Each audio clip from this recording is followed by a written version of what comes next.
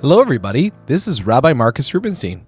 Welcome to the Daily Derech, a special project of exploring Judaism, the United Synagogue of Conservative Judaism, the Rabbinical Assembly, and Temple of Aaron.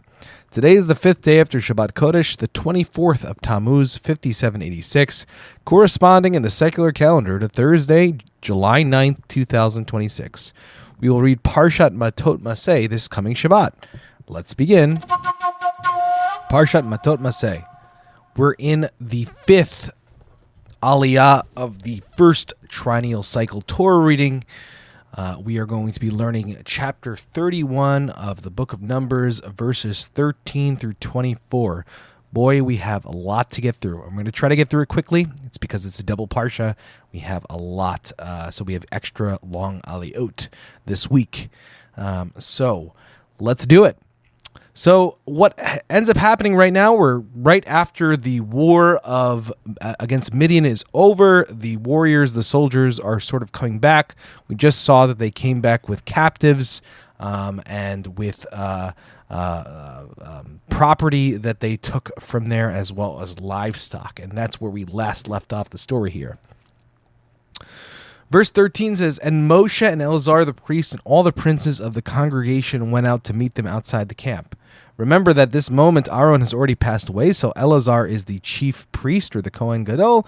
And interestingly, the Torah states that Moshe and Eleazar went out. So why did they go out? Why did they go outside the camp? Well, a lot of reasons are given for this.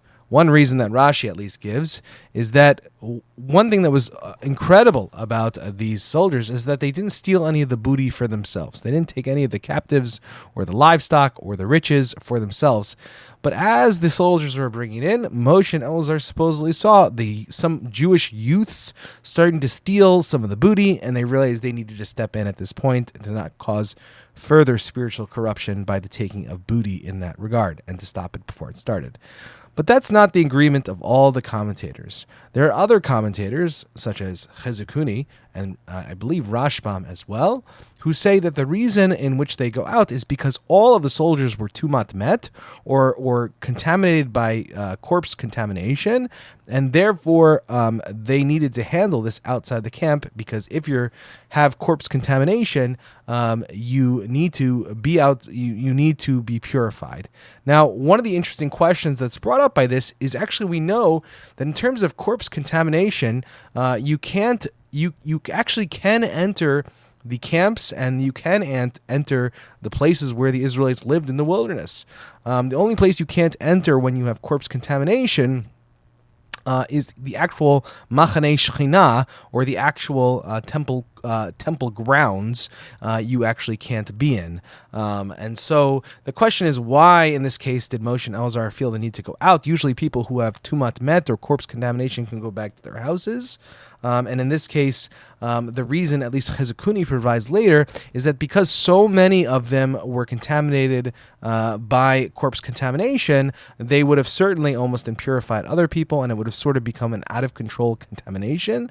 And that's at least one reason given by Chizukuni. But it's slightly strange here. Verse 14, "And Moshe was angry with the officers of the host, the captains over thousands and captains over hundreds who came from battle." We learn that Moses became angry at the captains specifically, and we're about to learn why. But one thing that interesting that Rashi notes here is that Moses was angry specifically at the leaders, because, as Rashi notes, leaders are responsible for the spiritual contamination of their people. And so the leaders need to be taken responsibility. This is why Moshe goes to them specifically. Verse 15 says, "And Moses said to them, 'Have you saved all the women alive?' Behold," verse 16, "Behold, these caused the children of Israel through the counsel of Balaam to revolt against the Lord in the matter of Peor, and there was a plague amongst the congregation to the Lord."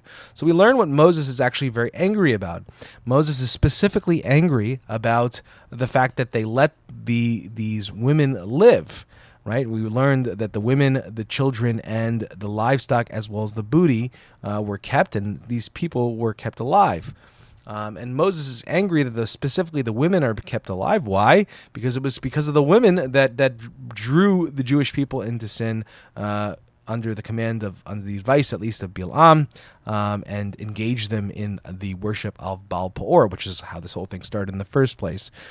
So how could you let these women live? Now, it's interesting to try to think of, so what are they going to do with this? And so that's what is answered in verse 17 here. Now, therefore, kill every male among the little ones, and kill every woman that has known a man by lying with him.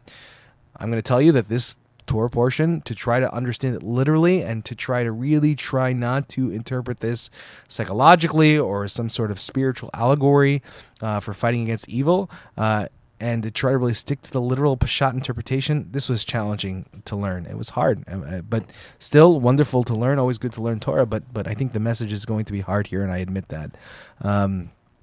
Regardless, the Torah tells us that Moses commanded them not to let the women live, and to specifically kill all the male children under the age of majority.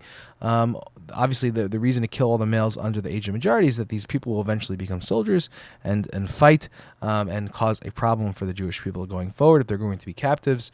And the reason, though, of course, Moses wants to kill the women, specifically them to kill the women, is because they were the ones who engaged them in the sin itself. Now, it's a question, what would seem likely is that specifically only the women who actually engaged in these forbidden acts and did this, tried to get the Jewish people to engage in idolatry or sexual sins, would be the ones to be killed. But no, the commentators actually tell us that this is expanded to every woman of sexual maturity is to be killed. And so very, very harsh, very, very difficult punishment here. And maybe it's the fear that some of these women who are left, if they're sexually mature, are going to engage them and do the same thing again and cause the spiritual contamination to come back. So it does make some logical sense, but pretty horrific to read. Verse 18, but all the women children that have not known man by lying with them, keep alive for yourself. So the only people who are let alive for the Midianites, in terms of the Midianite battle, they brought back, were the female children who were not of appropriate sexual age. Verse 19, and abide outside the camp 7 days.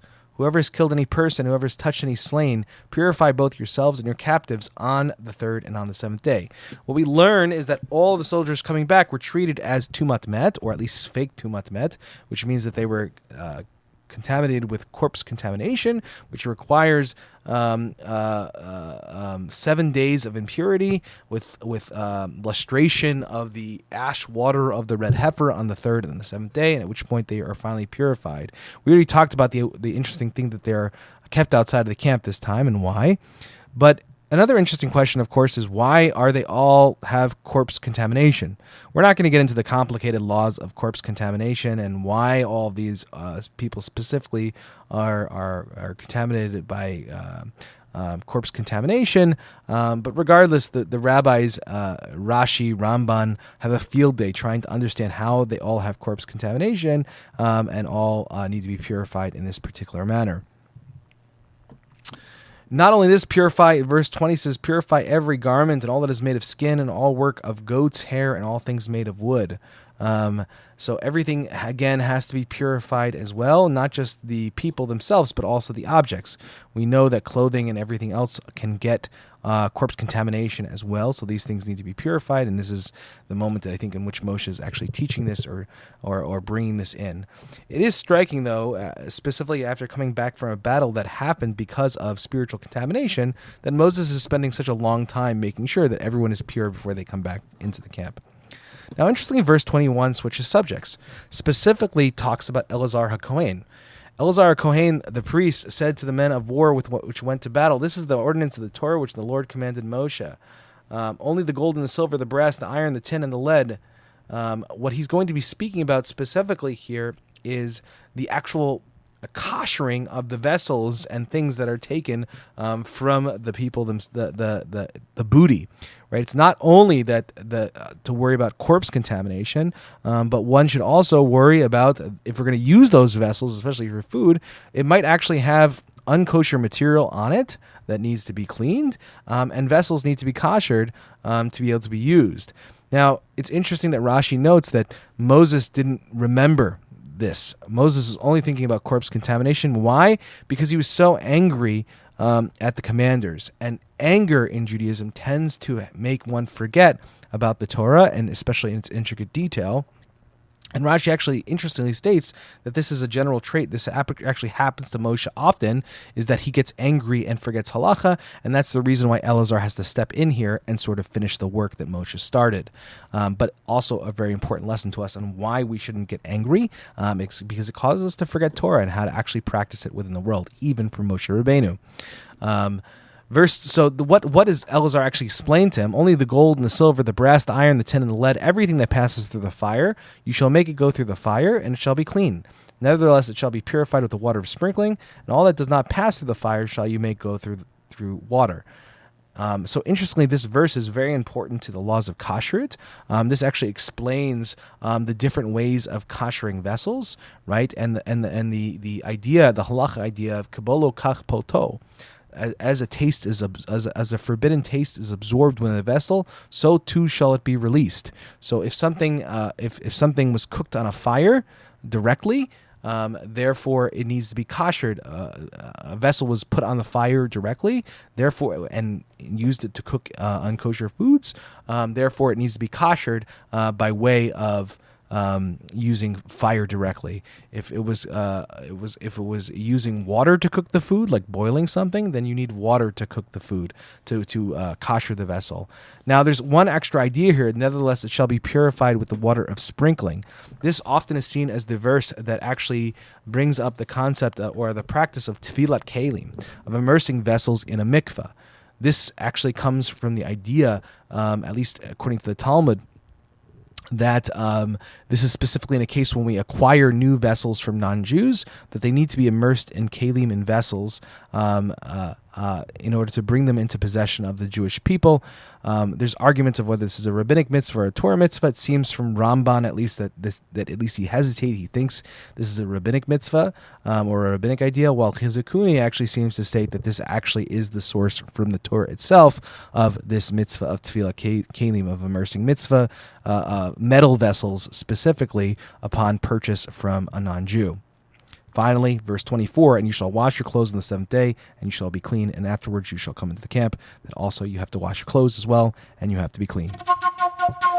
Mishnah Torah, the laws of reciting the Shema. We're on chapter 3 of Mishnah Torah. We're going to learn the halacha and 10 and 11. I'm sorry. If you were done with poop, we're still learning it. We're still in poop, everybody. So if you enjoy all our poop conversation, you can see how deep the poop can be. Hope you enjoy this. So let's keep going. We talked yesterday about this idea that there are really two issues with excrement in terms of reciting the Shema. We cannot smell, it's forbidden to smell excrement, smell poop while reciting the Shema. And it also seems to be, at least from what we've read so far, also forbidden to see it. We're going to actually refine the sight part today with halacha 10. Halacha 10 goes like this. A person who is separated from feces by a glass partition may recite the Shema next to them, even if he can still see them. Now, this is quite surprising. To be honest, I was even surprised when I saw this. Really? You can recite Shema while, staring at poop as long as it's behind a window or behind glass or something like that? This definitely seems like seeing it. And first I thought, well, maybe this is not really seeing it because there's a glass blocking it. But that's actually not the case. What actually, this halacha actually is brought specifically out of the Gemara in Brachot, which specifically says and brings up this case of glass partition over excrement. I know. Can you believe this is actually in the Gemara? Well, I can at least. And specifically breaks this actually down into 3 different categories, not 2, and none of them are actually seeing. It's very important. So number 1, that we have the explicit mitzvah in the Torah. There's actually a verse that says that excrement needs to actually be covered. So the problem is not seeing the excrement, but rather making sure that there's a covering between oneself and the excrement. And so that is, of course, fulfilled by the glass partition. Now, even if it's covered by a glass partition, if you can smell it, right, then you can't recite the Shema. So that's important too. Now, if you were listening carefully, though, we spoke about this idea of the thing cannot be in front of you. It can't be to the side of you. Maybe it can be behind you. Specifically, those are cases that we learned before, that if poop is in front of you and you can still see it, then you can't recite the Shema. If it's the side of you or in back of you, at least according to the Rambam, it needs to at least be 4 amot or 6 feet away from you in order to recite the Shema. If that be the case, it seems simply from that case that seeing poop really does matter in terms of reciting the Shema. Well, the resolution, I believe, of this seemingly competing idea here is that in the case in when something is actually covered, it fulfills the mitzvah of making sure to cover excrement. And so if it's in front of you, even if you can still see it, but it's covered by a covering, like a glass covering or something like that, then it's okay. It actually is okay. But if it's not, then we start having the 4 amot rule, whether it's the back and the side, and we start having the front rule, is we have to be far enough so that you can no longer see it. But as long as once it's in a glass covering, we no longer have that personal space issue, right? And this really comes down to the idea that poop shouldn't be in your personal space. If it is, it should be covered, and even still, if it's covered, it shouldn't smell. All these things can make it so that we cannot recite the Shema, and I guess it makes sense in this regard. The next part of this halacha talks about urine, another fun subject. If a quarter log of water is added to the urine of one micturation, is the way that this translates it, it's kind of a weird word, is added to the urine of one, the Shema may be recited within 4 cubits of it. So what this is really is just watering down urine, right? We know that urine is actually made somewhat of water, at least a little bit. And this is just adding more water. It's diluting the urine so that it's technically not really urine anymore. And so if it's technically not urine, we can obviously then recite the Shema within it, as long, again, as it doesn't smell, which urine usually doesn't. What this ends up being, at least according to the Kesef Mishnah, according to Rabbi Yosef Karo, who wrote the Kesef Mishnah commentary on the Mishnah Torah, is just a revi'it. It's just a revi'it, and is enough, which is the equivalent of 86.4 cubic centimeters, at least according to some authorities. But basically, I would say what would be similar to about a cupful of water would probably be more than enough to dispense this. So, great way to get rid of urine if you have to pray in an area. Probably the ideal solution is to distance yourself away enough so that you don't actually have to do this. All right, we only got through the 10th halacha today. We'll have to get through the fun 11th halacha next time. Thank you, everybody. Menorat HaMaor. We're going to continue learning this section on the sufferings of the many in honor of the 3-week period of mourning for the temple that we are in right now. Today we're going to learn one of my favorite little teachings from Rabbi Shimon bar Yochai. This comes from Brachot 5a. It is a beautiful, beautiful teaching. I was just actually teaching it in the synagogue here at our daily minyan when I teach Ein Yaakov, the Agadot of the Talmud. And so I just love this teaching. It's always been really important to me, and I hope you enjoy it as well. So the Holy One, blessed be, so it says this. It was taught, Rabbi Shimon bar Yochai said, so Rashbi, Rabbi Shimon bar Yochai, one of the greatest rabbis of all time, said, the Holy One, blessed be He, gave Israel 3 precious gifts, and all of them were given only through suffering. So we know that there are 3 really, really important things that God gives us, but we only get them through some sort of suffering. That's, again, important always to note the word that is used here. It's not sarot. It's not just general suffering for no reason, but it's isurin, which comes from the word discipline, right? To discipline oneself, not just to suffer for suffering's sake, but to suffer for the sake of discipline, for becoming better in some way or form. So he says, these are the 3, the Torah, the land of Israel, and the world to come. So these 3 things, the Torah, gaining the land of Israel, and gaining the world to come, sort of like Jewish heaven, the world we're building together, the world of eternity, where a person is rewarded for the good they do in this world. These things are only gained through, well, at least some kind of suffering. And now the Rabbi Shimon bar Yochai actually proves it. He starts with each one. The Torah, as it is written, happy is the man whom you discipline, O Lord. So Psalms 94:12 says specifically that a person should be happy when you are specifically disciplined in this regard, because you become, at least according to the verse itself here, right? That as the verse actually continues on and says, "Happy is because God is teaching you Torah," right? And so the Psalms there is pointing out the derivation, at least that the rabbis get, is that if we want to learn Torah, you have to experience suffering, and we should actually be joyous in the suffering because it allows us to gain Torah. Now, again, I think important in learning Torah, and I think a lot of people sort of miss this, that in order to really deeply learn Torah, there is a lot of suffering that is required. I just take myself. I wake up at 4:30 in the morning every morning to learn for hours a day. Just so I can understand the Peshat, the simple meaning of what is written in the Torah and what God commands of us. It takes real work, and Jewish Torah and Talmud and Mishnah, and it's not easy. It's really hard, and sometimes it takes a really long time to understand something, and it sometimes can even make you feel bad that, what, am I stupid that I don't understand this? So this really takes a lot of work, a lot of discipline, and a lot of sacrifice. You have to sacrifice other things, right? There are other things I could be doing in that time of 2-3 hours a day in which I'm learning Torah that I could, do a lot of other things. So I have to sacrifice all those things in order to learn Torah, and this is what's required to actually really understand it deeply. Although we're trying to make it a little easier here with this Daily Derech podcast. Next is the land of Israel, the second gift. The land of Israel is also only given through suffering of some sort. And he's getting this from Deuteronomy 8:5, where it says, "Know in your heart that just as a man disciplines his son, so too God disciplines you." Right? This idea that a person disciplines his son. Obviously, we don't do this as much anymore. Striking them or making sure that they are doing the right thing, and punishing them or causing them some sort of suffering in order for them to do what is right. The immediate line afterwards says, "For the Lord your God is bringing you into a good land." And of course, they connect these two together and say we can only be brought into that good land if we go through disciplining.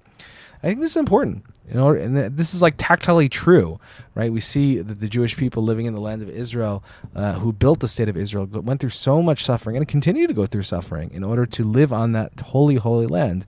They have to rise to a much higher standard than anyone else in order to live in that land. Living in the land of Israel, in the Holy Land, requires a whole nother level of kedusha, of holiness, in the way in which we act and behave, and requires a tremendous amount of discipline, which also requires a tremendous amount of suffering, as we see for the incredible people who live there in the incredible state of Israel that exists today. And third, of course, the world to come, as is written, the way of life is through the rebukes of discipline. So this is Proverbs 6:23, and of course, the way of life that at least the rabbis are understanding this here is specifically through the way of eternal life, or the way to eternal life is only gained through rebuking of discipline. I think this is pretty self-explanatory, right? If you want to get to the good place, if you want to get to that incredible place that God is building for us, whether you see it as part of the world we're building together in this world or in a next world, a heaven-like place, a place of eternal reward, we only get there through hard work and suffering, which of course is going to create suffering and requires real discipline for ourselves in order to become the people that God wants us to be. This teaches us through the afflictions of the body, the soul grows stronger, for the two are opposites. Therefore, it is good for Israel that their bodies endure suffering, hardships, and exile, so their souls will not be punished in the eternal world. This is the traditional idea, and it sort of makes me uncomfortable sometimes, that somehow by afflicting the physical, sort of our spirituality will grow stronger. And this is an idea that we find often within Jewish text, that the more pleasures we sort of allow our physical body to have, the less we can feel or sense the spiritual pleasures.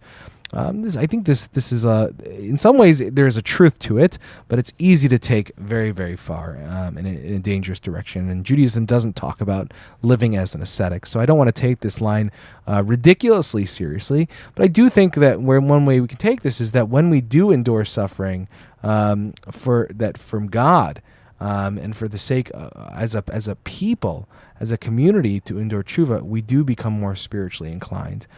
We do become close to God. Of course, it's not something that I would ever desire or ask for, but regardless, after the fact, when looking at it, I think we can look at it this way, and that certainly is a healthy mindset and a traditionally Jewish mindset. Well, that's it for today, everybody. Thank you so much for listening to the Daily Derech.